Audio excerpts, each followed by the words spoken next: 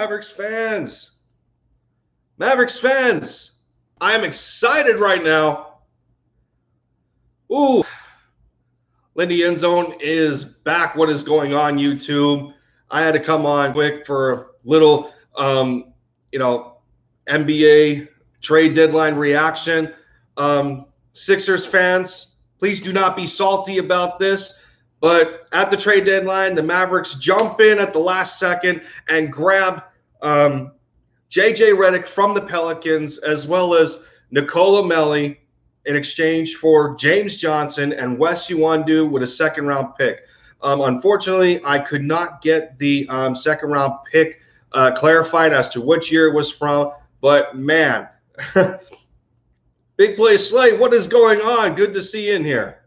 So, yeah, I hope there's Sixers fans out there that aren't irritated by this. I know there was some of you guys out there that would have liked to replace Danny Green with JJ Redick, and I guess it just wasn't in the cards. You guys were looking in other directions, but man, the Mavericks to me definitely got what they needed, and the cards were right as far as contractually. They're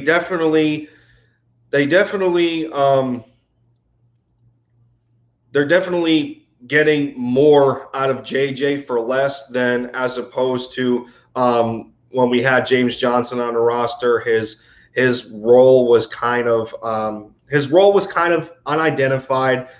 He was dealing with the COVID protocol here and there. We didn't have him at the beginning of the season. He goes back out.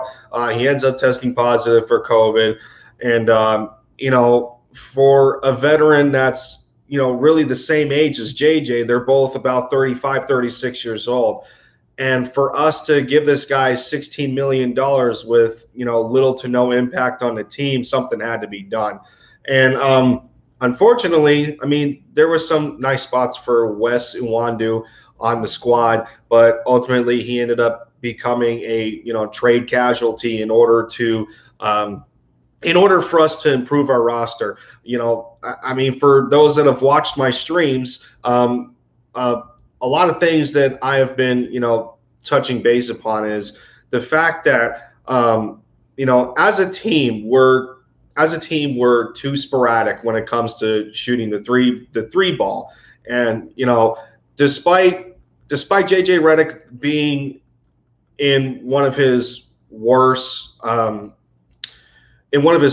seasons from shooting beyond the arc, it's still 36%, which is relatively good. He averages about 39 for his career, so he's still somewhat in the ballpark. But I think the issue with him being in New Orleans and having that lack of, I guess that lack of chance per se, is just him trying to find his place between Zion Williamson and Brandon Ingram. So as far as him getting his opportunities, to me there wasn't much. He averaged about 19 minutes, putting up 8 points. So I think he's going to be in a better place now, especially when we have the facilitator in Luka Doncic. He's always looking to set his guys up from three. And when I talk about the team being sporadic, Maxi Kleber is, he comes and goes. Dwight Powell likes to shoot the three sometimes, but he's the same way. Jalen Brunson, Trey Burke. I can't put Hardaway Jr. in that category because although he's bipolar at times, when he's on, and he'll knock that three ball down. I kind of like that for the Mavs. They need to compete which JJ Redick provides, and he's still a consistent shooter, which really helps a Mavericks team that's lacking that right now. Exactly. Yeah, exactly. Like I just got done explaining. See, that's just the thing with Dallas. They're too inconsistent when it comes to their 3-point shooting, especially when you got Porzingis, who likes to, in my opinion, he likes to shoot too many. We just had Luka come off a bad game against Minnesota, and really, I don't necessarily think Porzingis would have been moved if he continued to play worse, especially for the amount of assets that Dallas gave up to get him.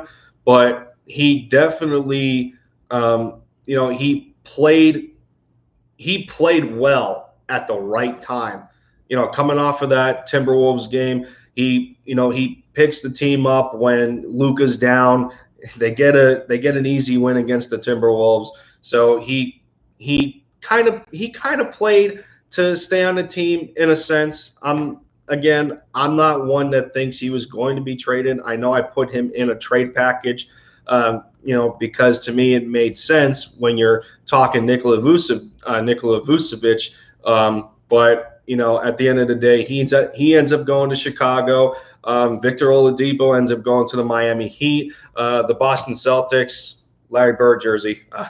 I got a collection. I got a collection of jerseys with a bunch of different players. I'm not a Celtics fan, obviously, but I love Larry Legend, so I had to get him. But as far as the Celtics go, they end up getting Evan Fournier.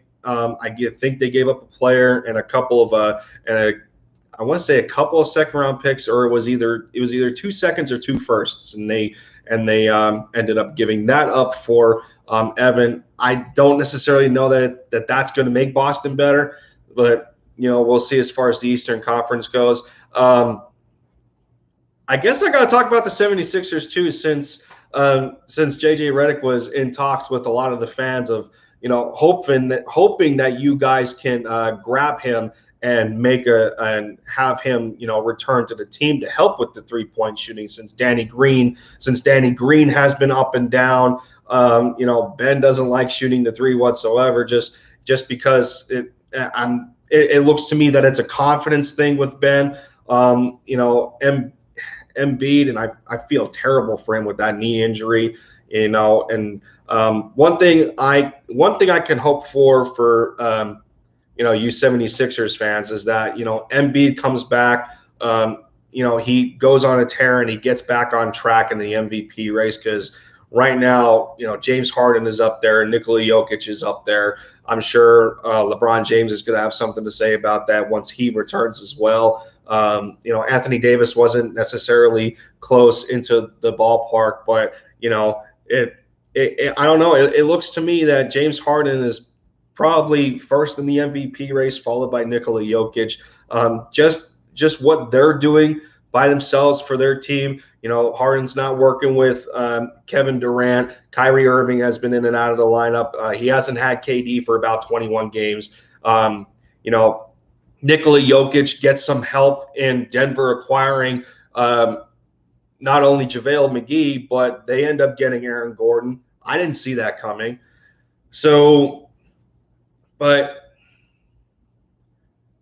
yeah, like I was saying, and I was hoping that some of the Sixers fans wouldn't that they wouldn't get salty about us taking him, but it just makes sense for what Dallas needs right now. Our 3-point shooting is it's too inconsistent, and JJ's going to not only provide that for us. I don't know that he's going to have similar minutes, or even if he's going to play back-to-back games. But what I do know is his veteran presence is going to be quite the aid for a lot of these youngsters in the locker room, and especially Luka Doncic.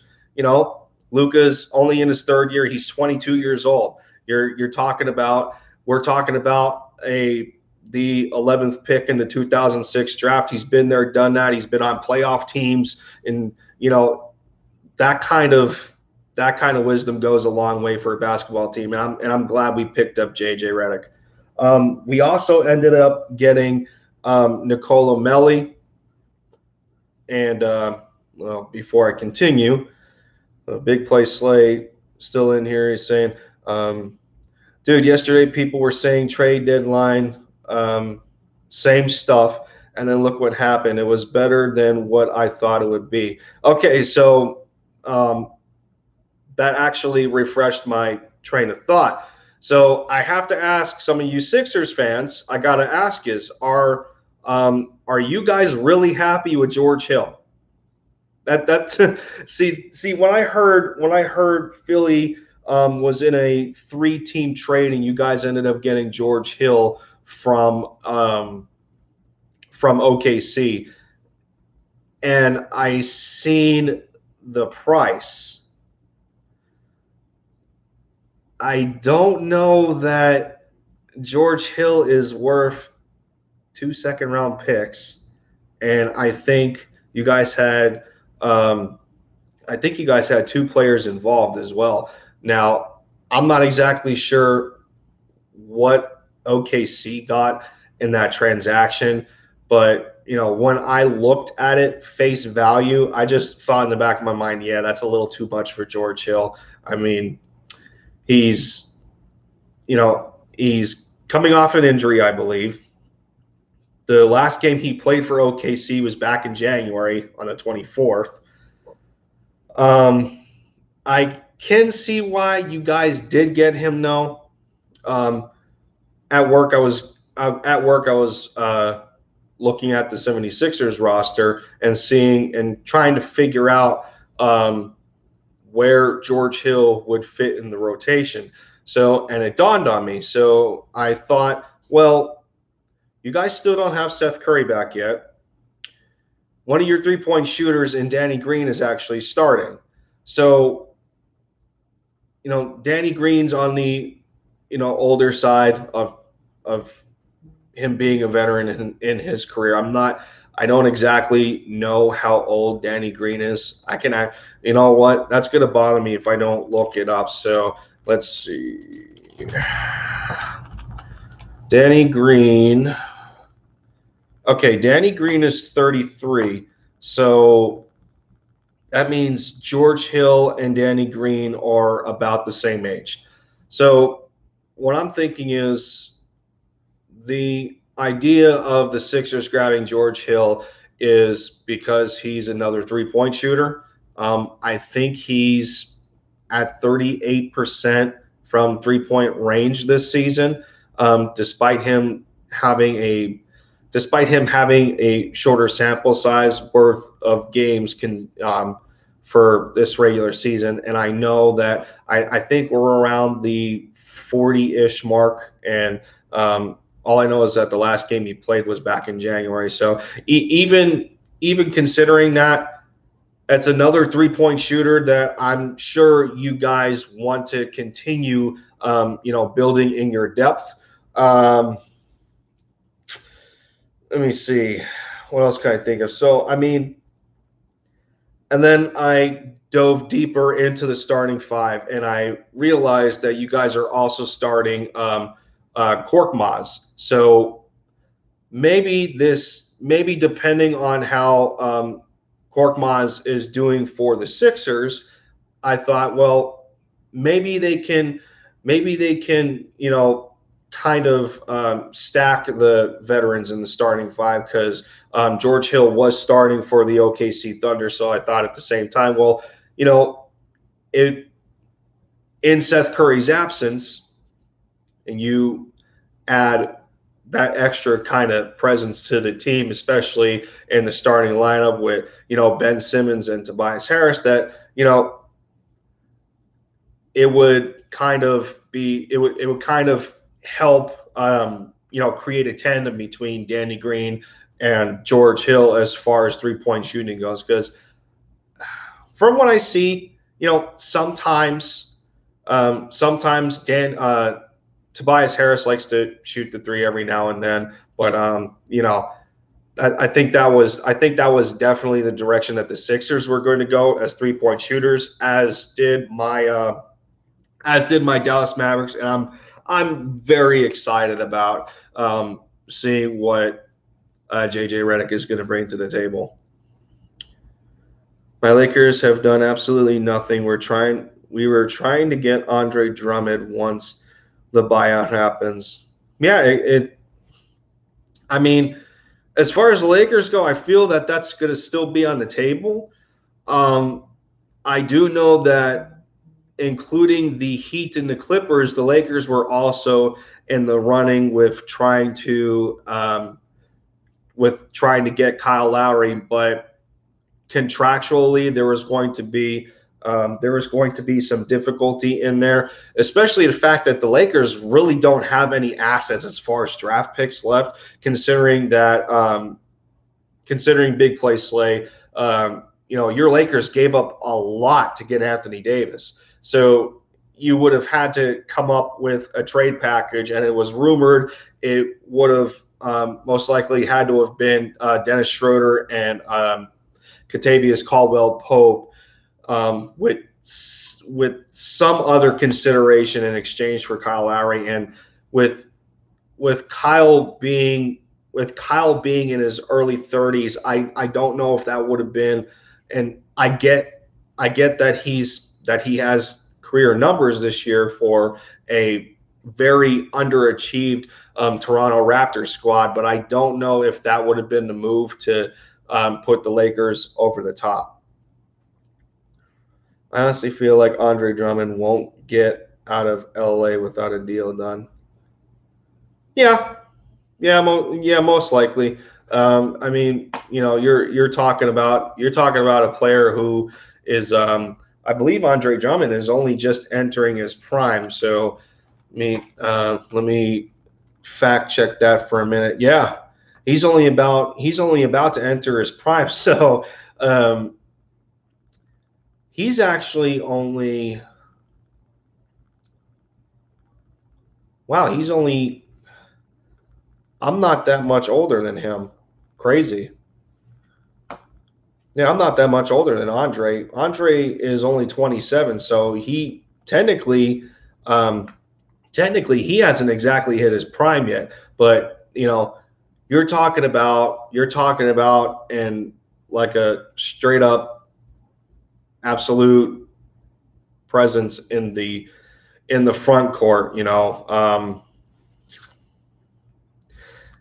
And to get Andre Drummond for the Lakers would be saying that a guy like Marc Gasol at the end was a bad idea because he's for the Lakers big play Slay. Marc Gasol has been quite a disappointment, and he's had some issues where he doesn't necessarily help that depth when it comes to the shorter end of your bigs. I mean, you brought in Montrezl Harrell, but I think he's only about 6'8" or 6'9" ish, and he's playing that forward / power forward spot, and especially in the absence of Anthony Davis, that's kind of troubling that Mark's not holding his own right now. And especially with LeBron James going down, it would have definitely helped you guys to grab Andre Drummond, because that's just an extra body for you guys to lean on. I mean, especially just to clean up the glass, get the boards, be an easy target to pass to down in the paint for just to be that, I guess, just to be that lower tier Anthony Davis. So we'll see. You guys are still at the top of the Western Conference. I think you guys are either the 3 or the 4 seed. I'm gonna fact check that once again. So I'm not thinking off of the top of my head.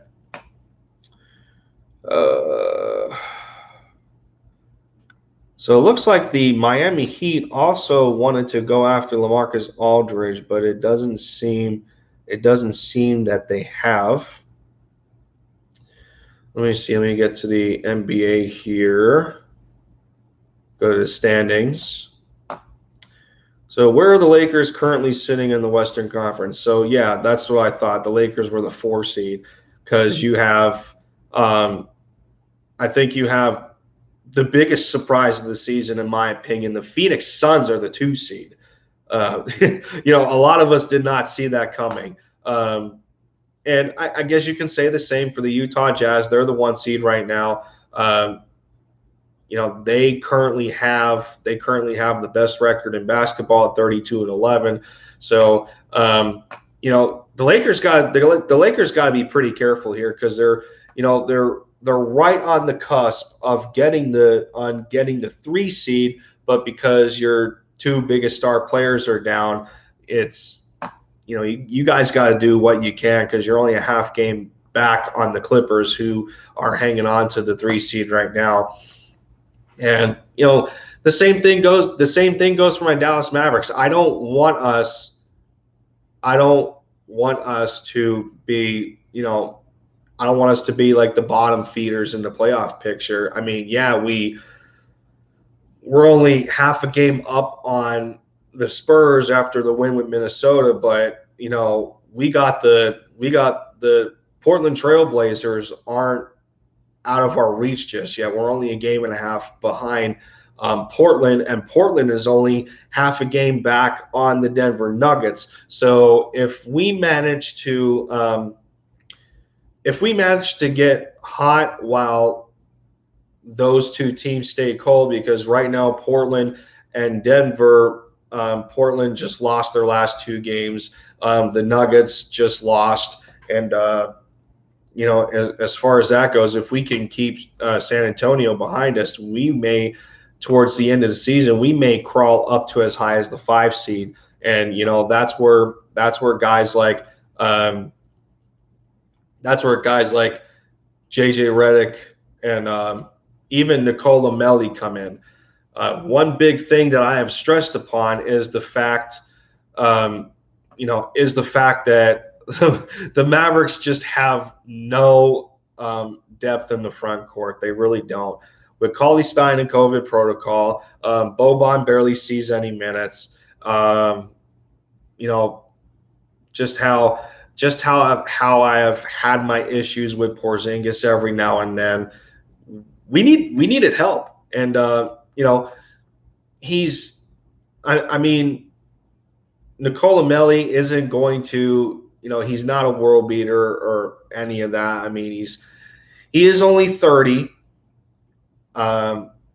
He's only played 22. He's only appeared in 22 games for New Orleans, and he only averages about 2 points. So I mean, it's just going to come down to that assistance in depth when you got times where Porzingis needs to hit the bench. We need to build that depth to see other guys come in and give us some quality minutes. Help out Maxi Kleber, help out Dwight Powell, and just add to that depth. So, what's going on? Sports Talk with Let's Go Birds, LGB. What is up, man? Yes, we did. We did add JJ Redick. We definitely added him. I hope Sixers fans aren't really all that salty that you guys didn't get the chance to grab him. But I'm happy we did. We needed some stability at the we needed some stability when it comes to 3-point shooters. So yeah, I mean I guess that's basically all I got. I just wanted to come on here and quick react to the Dallas Mavericks actually doing something at the trade deadline to just give them some sort of help, and this is what did it. I guess I can end on a note of I think getting out of James Johnson's contract was pretty crucial. Again, beginning of the stream, we talking about how he costed $16 million, and he really didn't give us much. And I get that he was in and out of COVID protocol and whatnot, but for $16 million, as kind of an on and off starter. He just didn't he just didn't give us enough. So, and especially for JJ Redick to only cost us about 13 million as opposed to 16, and then Nicola Melli adds an additional, I'd say about 3.9. So the contractual difference, we do save a little bit. It's not substantial, but money wise, it makes sense for what the Mavericks needed. Already we got guys on ESPN talking about how and specifically Richard Jefferson, he's trying to say that this move for the Mavericks doesn't move the needle at all. And I see, I kind of have to disagree with that, especially if you paid attention to the Dallas Mavericks. We're talking about a team that is nowhere near the offensive proficiency that they were in 2020. And a lot of that definitely had to do with 3-point shooting. And especially when we come into this season, and then there's the lack thereof. You got Luka Doncic just continuing to chuck the three up because that's been the biggest thing that he has wanted to improve. Last year, his biggest thing was being able to finish both with his left and his right hand. And this time, he in talking to Mark Cuban, that's the biggest thing that Mark has been told by Luka, is that Luka wants to be a better 3-point shooter. At one point, Luka was shooting about 36% from three, which is a lot better than his 32% average last year. Unfortunately, he's had his moments, and his highs were his highs and his lows were his lows. So I'm hoping that Luka can find a middle ground with that. But I guess there isn't much more that I can say about the trade other than this needed to happen for Dallas. It definitely did. The void of 3-point shooters, and having to solely rely on Tim Hardaway Jr. as the sixth man, not accounting for Maxi Kleber, because really Kleber has good efficiency from three, but the problem is that he doesn't get the amount of attempts that Hardaway Jr. does, or Porzingis does, or Luka does. So the production isn't quite enough, and that's what Dallas ultimately needed to do. They needed to bolster the 3-point shooters. They did that. They needed some depth in the front court for big men. They did that. Nicola Melli isn't the biggest guy. He's only 6'9", but he gives us that extra rotational depth. So that's gonna be it for this live stream. I appreciate everybody that's come in, got some words out. Like I said, I appreciate anybody that comes in and just wants to talk, whether it's basketball or Eagles football. Anytime I do this, it's just awesome to be able to communicate with people in the live streams, and especially for me in the beginning, being having a little bit of a communication issue. And everybody starts off like that on YouTube. So, but yeah, thank you guys, and this will be it. Congratulations, Dallas. This was a move that you guys needed to do, and I'm excited to see what JJ Redick brings to the table. This has been Lindy End Zone, and I'll catch you guys real soon. Thanks again.